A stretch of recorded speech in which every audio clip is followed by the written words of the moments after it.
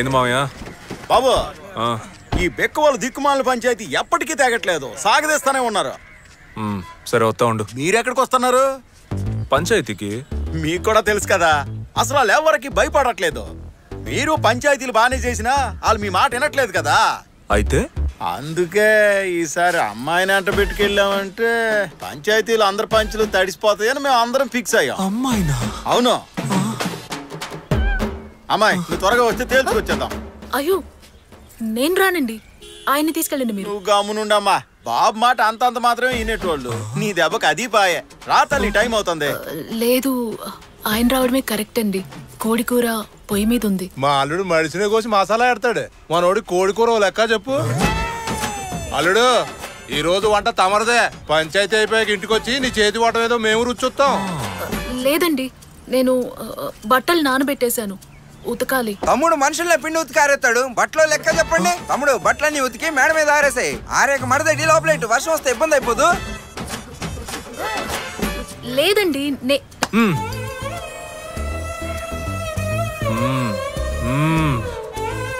నేను చెప్పలా, బాబుకే ఊరి క్షేమమే ముఖ్యం, దేనికి అడ్డు చెప్పరు. నువ్వు రా అమ్మా, బండి ఎక్కు.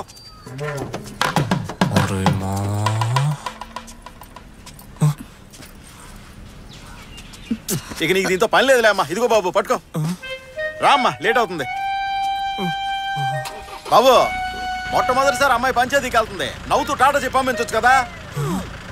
అరే చెప్పండి బాబా, టాటానే కదా.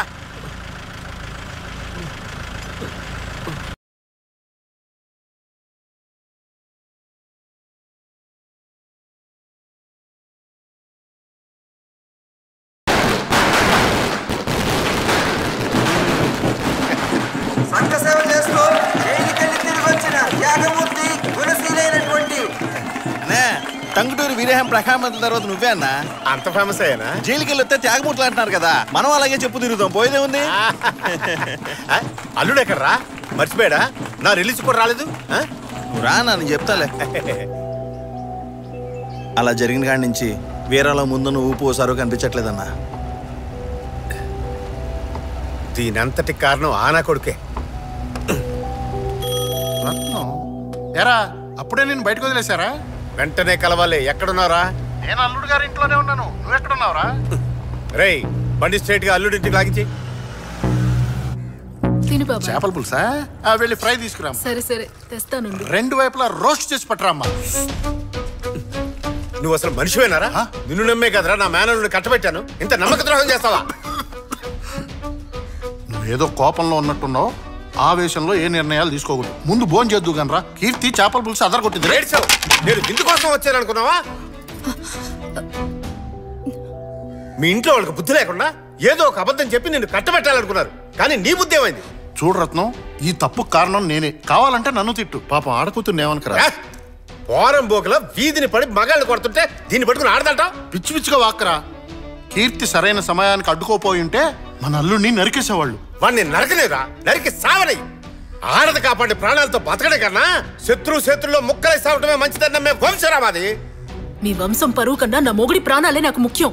అంతమంది చుట్టుముట్టి ఆయన నరకడానికి వస్తే ఏ పెళ్ళని చూస్తూ ఊరుకోదు. అంతకన్నా ముందు నేను ఒక రెస్లర్, తేడా వస్తే కొడతాను. నిజమే, అమ్మాయిల్లో పెంచడం మానేసి ఆంబోతుల్లో పెంచితే ఇలాగే మాట్లాడతారు. బాబాయ్ ఈయన బయలుదేరి. నన్ను బయటికి వెళ్ళమంటా నువ్వెడతావే? ఓసే అంటే బాగోదండి. ఆడదెవరితేనే సరే నేను ఓసే అని మాట్లాడతానే. నువ్వేమైనా పుడిగివా? ఆడదాన్ని అడిగిబడిగి ఉండేలాగా అరికాల కింద తొక్కి పెంచాలరా, లేకపోతే ఇలాగే బజార్ దానిలాగా రోడ్డు.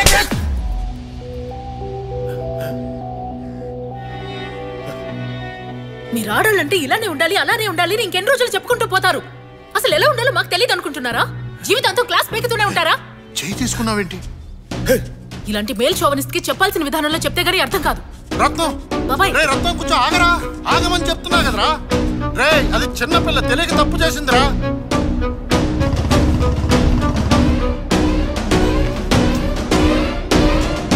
అది ఎక్కడుంది? ఒళ్ళు పలుసుంటే ఎవరినైనా కొడతావా? మీ మావ ఎన్నేసి మాట్లాడినాడు మీకు తెలుసా?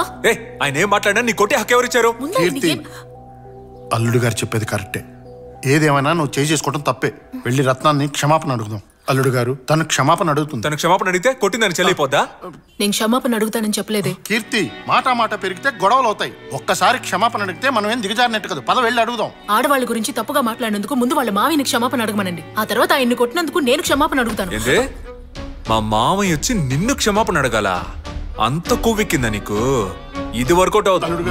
అల్లుడు గారు ఏమా కుటుంబం అన్నాక 1,00,000 ఉంటాయి. సర్దుకోకపోతే ఎలా? వచ్చినప్పటి నుంచి అన్ని విషయాల్లోనూ సర్దుకుపోతూనే ఉన్నాను. మీకు తెలుసు కదా క్షమాపణ బాబాయ్? అడగడానికి నువ్వు ఇంత మొండికేయడం మంచిది కదమ్మా. బాబాయ్, నేను ఏ తప్పు చేయలేదు.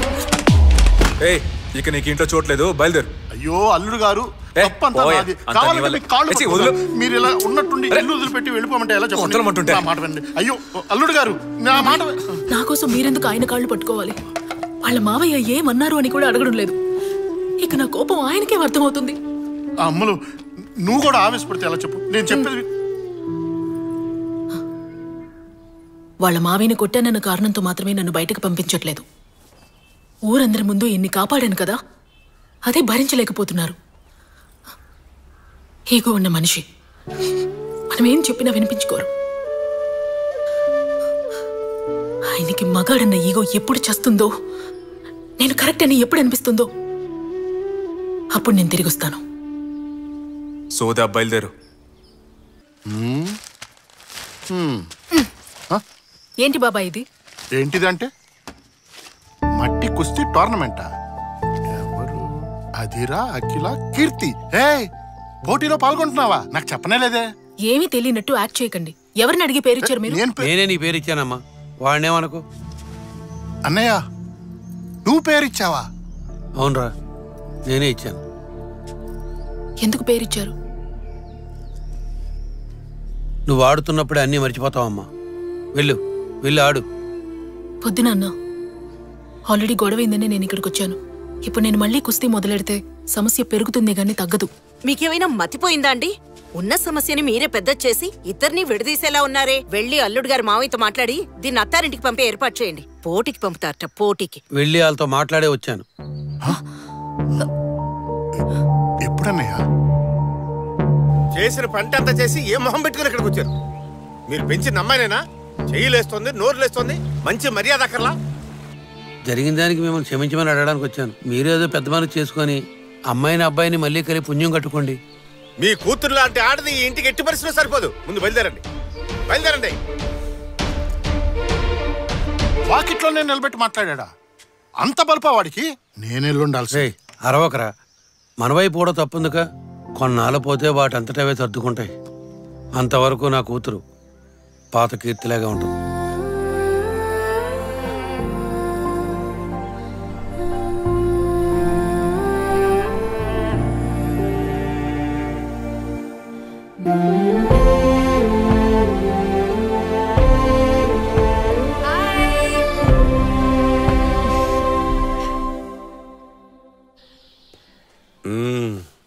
నేను చేసింది తప్పు, నన్ను మన్నించండి అని కాళ్ల మీద పడి వేడుకుంటుందనుకుంటే మళ్ళీ కుస్తీలు పట్టడానికి వెళ్ళిపోయిందా?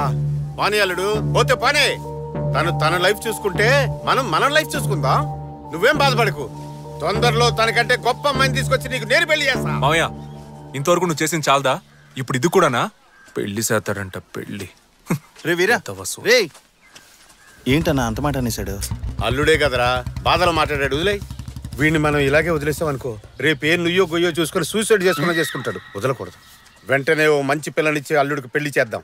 అంతకన్నా ముందే ఆ కుస్తీ పిల్లకి డైవర్స్ నోటీస్ పంపుదాం. పంపడవచ్చుగా? అండర్ ఎస్టిమేట్ చేసావన్నా. According to Indian constitution section 407. పంపడం తెలుసా తెలీదా? తెలుసన్నా. ఆ పని చూడు ముందు. ఇప్పుడు వెళ్ళి పంపించేస్తాను.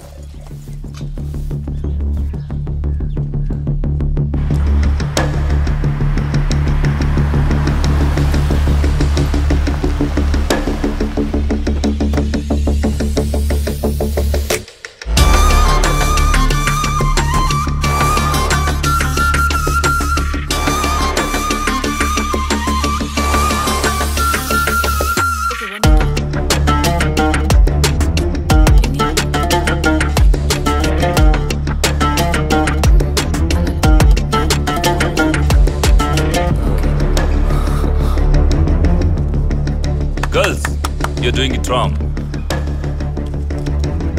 Could you hold this for me? Come on. So now, can you take this leg back? Yeah. Yeah, that's the position. Okay. Lokesh, over here. Thank you.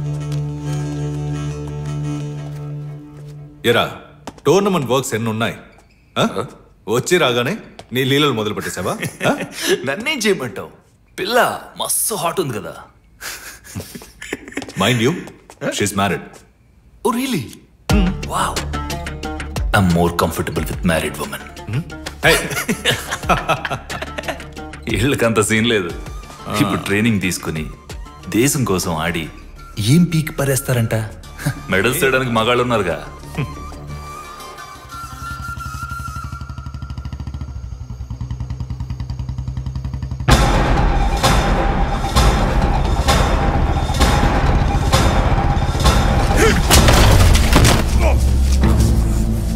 అన్నా వెంటనే బయలుదేరి కారికి రా అన్నా. ఏంట్రా ఏదైనా ప్రాబ్లమా? చెప్తున్నా కదా, త్వరగా రానా నువ్వు.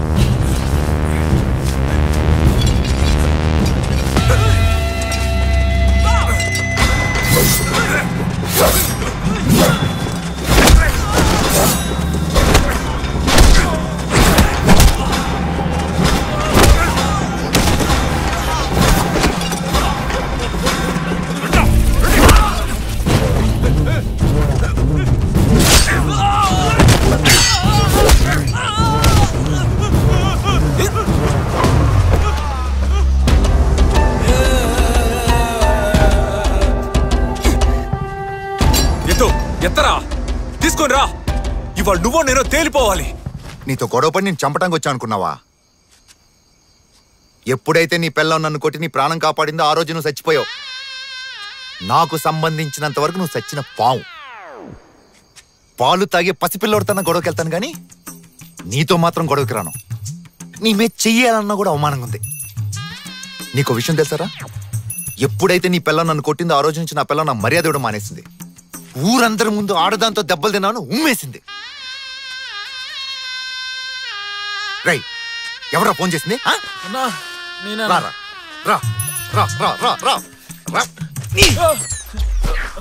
ఇలాంటిదేదో జరుగుతుందని ఫోన్లో విషయం చెప్పమంటే రాన్నా రాన్నా అన్నావు. వీటి గురించి ఇంకోసారి ఫోన్ చేస్తే మిమ్మల్ని అందరినీ చంపి జైలుకెళ్ళి కూర్చుంటా. నా పాటికి నేను కార్తీక దీపం సీరియల్ చూస్తుంటే టెన్షన్ పెట్టారు కదా. టెన్షన్ రారా. రేయ్ పరా. స్లిప్పులెట్టి పాస్ అయ్యవా, చదివి పాస్ అయ్యవా? ఎవడు పాస్ అయ్యా, నీకు అది లేదు. దా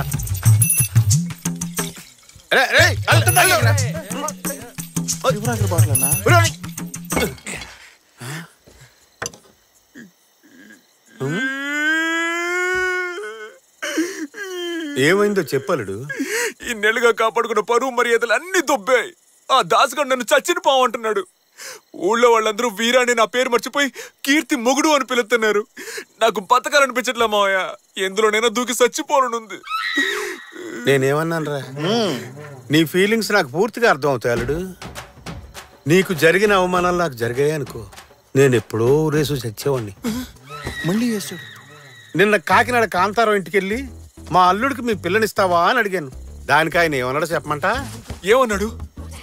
మీ అల్లుడు బారిలో గొడవ పడతాడు, పంచాయతీలో గొడవ పడతాడు, అంతెందుకు గుళ్ళో కూడా గొడవ పడతాడు. ఎక్కడ పడితే అక్కడికి నా కూతురు వెళ్ళి ఫైటింగ్లు చేసి కాపాడలేదు, దాన్ని నేను అలా పెంచలేదు అన్నాడు. దాని అర్థం ఏంటనుకున్నావు? ఏమర్థం మావయ్య? నీ పిల్లని తోడు లేకుండా నువ్వు ఒంటరిగా ఒంటేలు కూడా పోవని అర్థం అల్లుడు.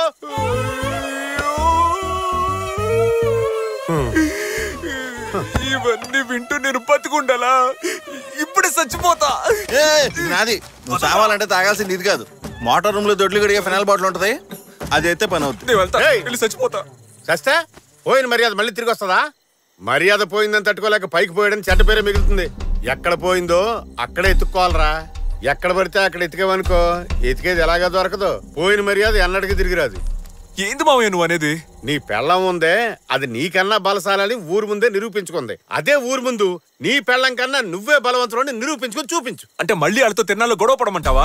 మంది ఎక్కువైంది నీకు. మరి వచ్చే నెలలో నీ పెళ్ళం ఓ కుస్తీ పోటీల్లో పాల్గొంటుంది కదా. అవును. అదే పోటీలో నువ్వు చేరి దాన్ని తుక్కు కింద ఓడించి గెలిచి చూపించు. దీనికన్నా ఫైనలే బెటర్. ఏంది అల్లుడు ఆలోచనలో పడ్డా? ఆ గెలుపు తర్వాత ఈ ఊళ్ళో వాళ్ళందరూ నీకు ఇచ్చే మర్యాద ఉంటుంది చూడు, అది వేరే లెవెల్ అంతే. ఏంటన్నా పిచ్చి పిచ్చిగా వాగుతున్నా? అమ్మాయిల పోటీల్లో ఈడెలా పాల్గొంటాడు చెప్పు? సెక్షన్ 407 ప్రకారం ఇది అసలు రూలే కాదు. నువ్వు నీ తొక్కలో రూల్స్ మర్చిపెట్టుకో. ఫారెన్ లో జరిగింది కదా, టీవీలో మనం చూసాం కదా. బలవంతంగా అయినా ఒప్పిద్దాం. ఇండియా ఇంకెప్పుడు డెవలప్మెంట్? వీడికి అసలు కుస్తీ పట్టమే తెలియదుగా. ఇందులో పెద్ద తెలుసుకోవడానికి ఏముందిరా? మన ఊళ్ళో కబడ్డీ ఎంతో, ఆ ఊళ్ళో కుస్తీ ఎంత? ఏమంటున్నావు మాంసు? కబడ్డీ కుస్తీ ఒకటా?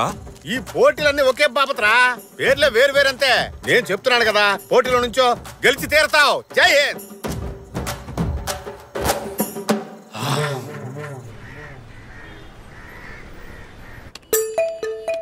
అయ్యో, చెబితే మీకు అర్థం కాదా? అది లేడీస్ కి జరిగే పోటీ, ఆడాళ్ళు మాత్రమే ఆడాలి. అందులో జెంట్స్ ఆడే పోటీలో పాల్గొని నువ్వు అది జరగని పని చెప్తున్నా. నా మేనల్లుడు లేడీస్ మ్యాచ్ లో పాల్గొంటాడు. వాడికి అది life and death.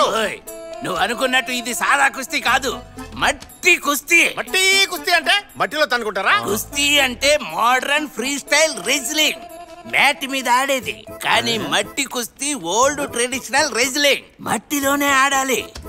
Super tough. అదంతా నువ్వు చెప్పకూడదయ్యా. మేమంతా పుట్టినప్పటి నుంచి మట్టిలోనే దొరలేదాం. గిల్లి, గోలి, బొంగరం, కోతుకొమ్మచ్చి, చుక్చుక్కు బిళ్ళ, తొక్కుడు బిళ్ళ, కర్రసాము, ఇలా మేము ఆడిన ఆటలన్నీ జీవితంలో వాడుంటావా? మేమందరం మట్టిలో మాటికెళ్ళయ్యా. నువ్వు మట్టి వాగుడు ఆపి మా అల్లుడు పేరు రాసుకో ముందు. రాసుకో. Hello sir. అవును సార్, బాగా నసగాళ్ళ ఉన్నారు. ఇదిగో వస్తున్నారు. ఈడే ఒక పొట్టి నస, మన్న నస అంటున్నాడు. వెళ్ళు, నువ్వు వచ్చాక చెప్తా. ఏంటి ప్రాబ్లం? సార్, రాజమండ్రి ఏరియా నుంచి వచ్చా సార్. కీర్తితో కుస్తీ పట్టాలి, పోటీ పెట్టమని తన హస్బెండ్ ఒకటే నసపెడుతున్నాడు సార్. వాళ్ళిద్దరి మధ్య ఏదో సమస్య అనుకుంటా, అది ఎలా తీర్చుకుందాం అనుకుంటున్నాడు సార్. ఇంట్లో సమస్య అయితే దాన్ని ఇక్కడ తెలుసుకోవాలా? కోర్టుకు వెళ్ళమనవయ్యా, ఇడియట్స్. కోర్టుకు వెళ్తే ప్రాబ్లం తొందరగా తేలదు. వెంటనే సొల్యూషన్ కావాలనే కదా ఇక్కడికి వచ్చారు. అందరూ తప్పేంటి? అయితే మ్యాచ్ అరేంజ్ చేయమంటావా? ఏంటి నువ్వు? మ్యాచ్ అరేంజ్ చేస్తే తప్పేంటి? ఇంతకు ముందు హస్బెండ్ అండ్ వైఫ్ మ్యాచ్ జరగనేలేదు. జరిగితే ఆల్రెడీ పోటీలన్నిటికీ షెడ్యూల్ ఫిక్స్ చేశాం కదా సార్. స్పెషల్ కేటగిరీ మ్యాచ్ అని అనౌన్స్ చేస్తే పోలా, అంతా మన చేతిలో పనేగా. అది సరే, నువ్వెందుకు ఈ మ్యాచ్ జరిపించాలని అంత ఇంట్రెస్ట్ చూపిస్తున్నావు? కమ్ ఆన్, ఈ మ్యాచ్ జరిగితే నీకు నీ క్లబ్కే బెనిఫిట్. ఎలా చెప్పు? ఒక హస్బెండ్ వైఫ్ మ్యాచ్ జరిగితే పబ్లిక్ లో ఒక ఎక్సైట్మెంట్ ఉంటుంది. స్పాన్సర్స్ చాలా మంది వస్తారు, అడ్వర్టైజ్మెంట్స్ ఉంటాయి. మనం టికెట్ రేట్స్ పెంచి డబ్బులు బాగా లాగొచ్చు.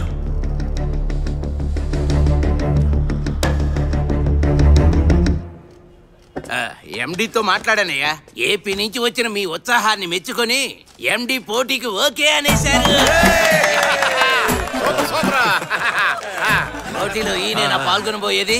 ఈయనే పేరు వీర. వీర. మీరు ఏపీలో రెజ్లింగ్ ఛాంపియనా? ఇక మీదే నేర్చుకోవాలి. మొదలెడదాం.